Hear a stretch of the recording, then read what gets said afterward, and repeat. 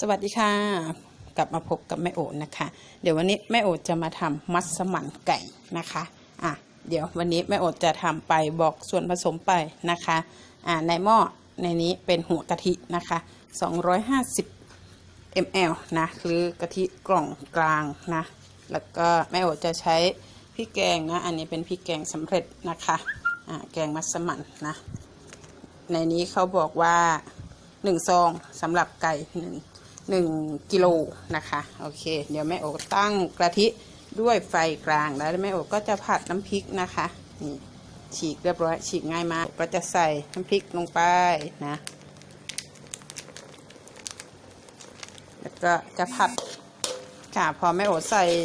พริกแกงลงไปแล้วนะคะแม่โอก็จะบี้ให้เขาแตกนะคะต้องผัดพริกแกงให้หอมก่อนเนาะในเครื่องพริกแกงก็จะมีเครื่องเทศต่างๆอยู่แล้วเนาะอันนี้ต้องผัดให้พริกแกงหอมนะไม่งั้นเดี๋ยวมัสมั่นจะไม่อร่อยนะมัสมั่นก็ต้องหอมพริกแกงนะค่อยๆผัดไปนะคะใจเย็นๆเนาะ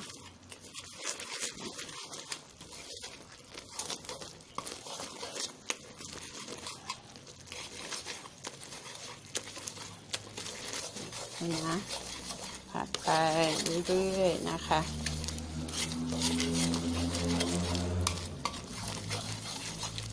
ผัดให้หอมนะ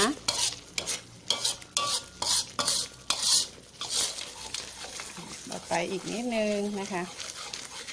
พอน้ำกะทิเราเริ่มแห้งแล้วเราก็เบาไฟนิดนึงนะพริกแกงสำเร็จจริงๆแล้วเขาก็ผัดมาแล้วแหละแต่เราก็มาผัดเพื่อเพิ่มความหอมอีกนิดนึงนะพอได้ประมาณนี้แล้วนะคะเดี๋ยวแม่โอจะนำไก่นะไก่ก็แนะนำว่าใช้ตรงส่วนที่มีหนังนะอันนี้ก็จะเป็นส่วนสะโพกกับน่องนะคะ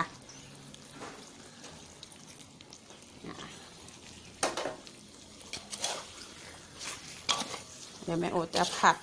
ให้เขาเนื้อเขารัดกับพริกแกงให้เรียบร้อยก่อนนะแล้วค่อยเติมอย่างอื่นนะคะ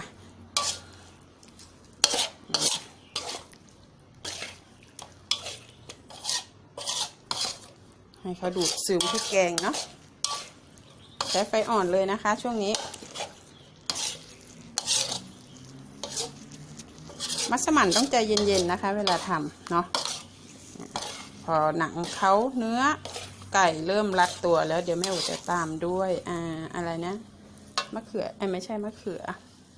มันฝรั่งนะอันนี้มันฝรั่งชอบมากใส่มากนะอันนี้แม่โอใส่2 หัวช่วงนี้มันฝรั่งจะหัวใหญ่มากนะคะ มันเพิ่งเป็นต้นฤดูมันก็เลยนี่มันฝรั่งเยอะหน่อยภาคเหนือเขาปลูกกันเยอะนะมันฝรั่งเดี๋ยวขออีกนิดนึงนะคะเดี๋ยวจะได้เติมมันฝรั่งกันมันฝรั่งเสร็จก็แม่ก็จะตามด้วยหางกะทินะแกงมัสมั่นต้องใช้ทั้งหัวทั้งหางนะ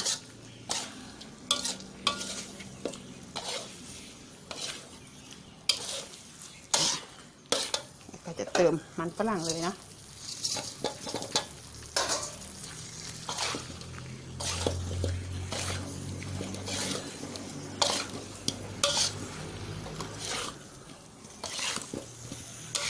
นะคะเราให้เข้ากันแล้วก็อันนี้ถั่วลิสงคั่วนะคะตามลงไปเลยนะ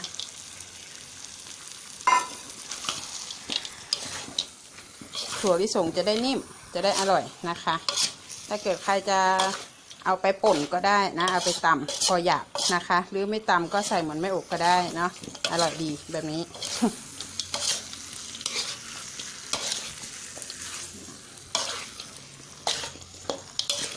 นี่นะพอคลุกเข้ากันเสร็จเราจะตามด้วยหางกะทินะคะ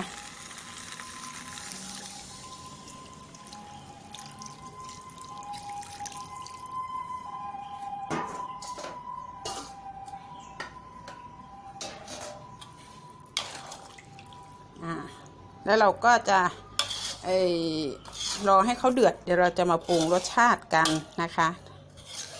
เดี๋ยวรอให้เขาเดือดแป๊บหนึ่งนะคะเดี๋ยวกลับมาดูตอนที่เขาเดือดเลยแล้วกันเนาะ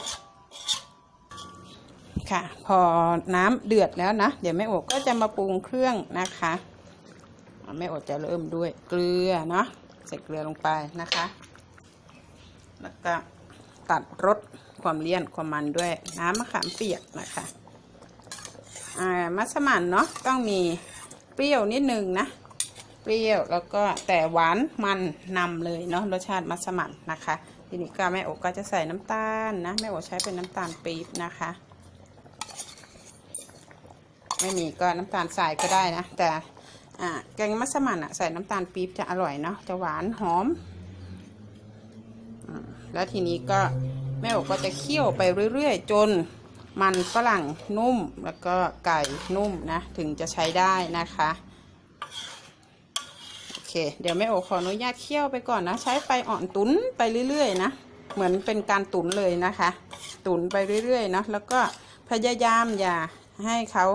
ทิ้งนอนก้นนะเดี๋ยวมันจะไหม้นะคะโอเคเดี๋ยวแม่โอจะทำไปก่อนนะเดี๋ยวกลับมาดูตอนที่สำเร็จเสร็จเรียบร้อยแล้วนะคะ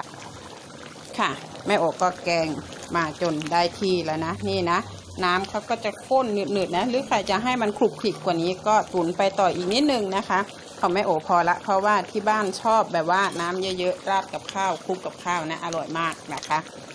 แล้วก็มีเคล็ดลับอีกอย่างนึงนะแกงมัสมั่นไก่